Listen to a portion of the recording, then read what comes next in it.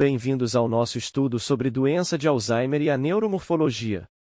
Nosso objetivo é apresentar as bases patológicas e as alterações morfológicas, macroscópicas e microscópicas, que fundamentam a deterioração funcional da DA. A doença de Alzheimer, DA, é a causa mais comum de demência. O foco da neuromorfologia é essencial, pois o declínio cognitivo progressivo é um reflexo das alterações estruturais do sistema nervoso. Macroscopicamente, a principal evidência é a atrofia cerebral. A patologia molecular começa com dois vilões.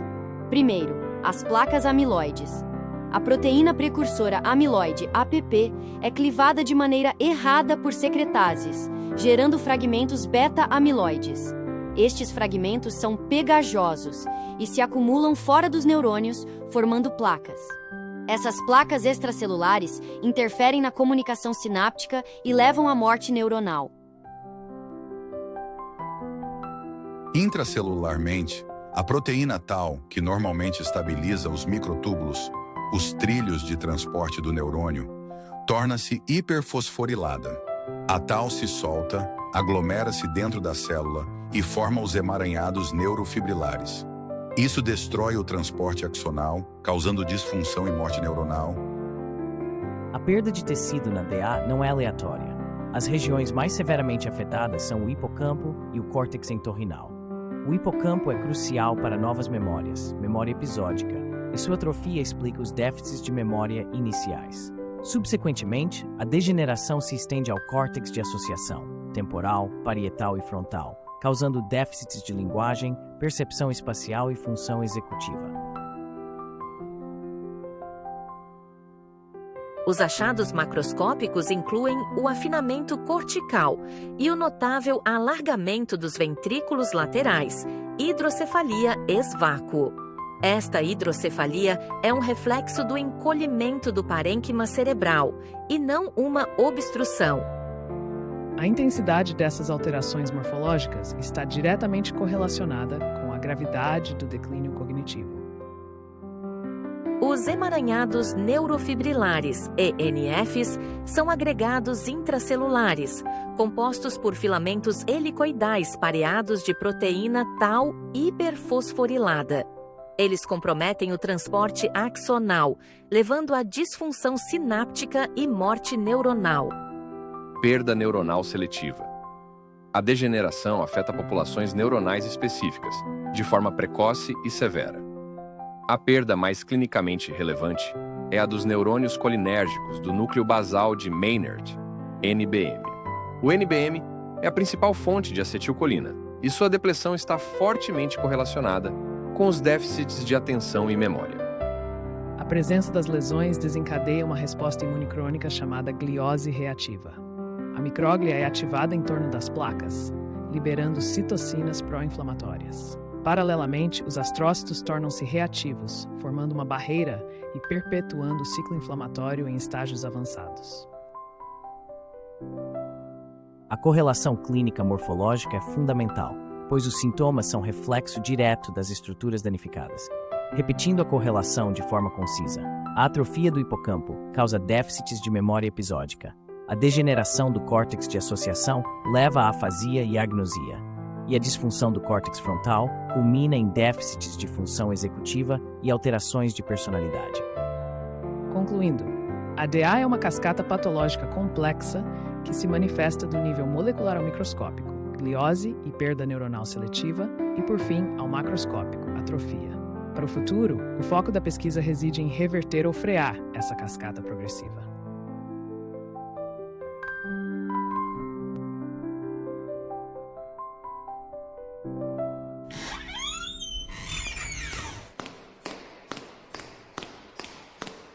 Vocês acharam que tinha acabado, né? Acabou não.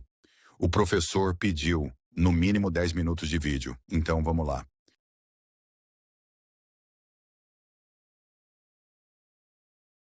Vamos mergulhar no mundo dentro do seu cérebro onde as memórias vivem, as ideias surgem e, às vezes, as coisas começam a dar um nó. Hoje, vou levá-los em uma jornada animada pela fisiopatologia da doença de Alzheimer. Imagine seu cérebro como uma metrópole agitada. Cada prédio é um neurônio, e as ruas entre eles são as conexões chamadas sinapses. A cidade funciona melhor quando essas ruas estão desimpedidas e o tráfego flui sem problemas. Mas na doença de Alzheimer, a confusão começa. O primeiro vilão aqui é uma proteína pegajosa chamada beta-amiloide. Por razões que os cientistas ainda estão tentando entender completamente, essas proteínas começam a se aglomerar fora dos neurônios, formando o que chamamos de placas. Pense nas placas beta-amiloides como pilhas de lixo pegajoso bloqueando as ruas principais. No começo, seu cérebro tenta contorná-las, mas à medida que mais placas se acumulam, o tráfego da cidade desacelera e a comunicação entre os neurônios fica congestionada. Agora, dentro dos neurônios, há outro problema. Aí vem o segundo vilão, a proteína tau. Normalmente, a tau ajuda a estabilizar o esqueleto interno do neurônio, tipo as vigas que mantêm um prédio de pé. Mas no Alzheimer, a tau fica toda emaranhada, formando o que chamamos de emaranhados neurofibrilares. Esses emaranhados bagunçam o sistema de transporte da célula, então nutrientes e sinais não conseguem viajar como deveriam. Imagine as vigas estruturais do prédio torcendo e desabando por dentro. Com placas e emaranhados tomando conta, os neurônios começam a ser danificados e eventualmente morrem. A cidade perde prédios. As conexões se enfraquecem. Sinais que antes viajavam rapidamente agora se perdem ou simplesmente param. Esse dano começa no hipocampo, a parte do cérebro que é crucial para formar novas memórias. É por isso que o primeiro sinal de Alzheimer é, frequentemente, a perda de memória. Mas o dano não para por aí. Pensamento, raciocínio, linguagem, respirar, capacidade de engolir. À medida que mais neurônios morrem e o tecido cerebral encolhe, a cidade que antes era viva e movimentada fica mais silenciosa e vazia. É importante lembrar, o Alzheimer não acontece da noite para o dia. Leva anos, até décadas, para que essas mudanças se acumulem. E embora ainda não tenhamos uma cura, entender essas mudanças invisíveis nos aproxima um passo de tratamentos melhores.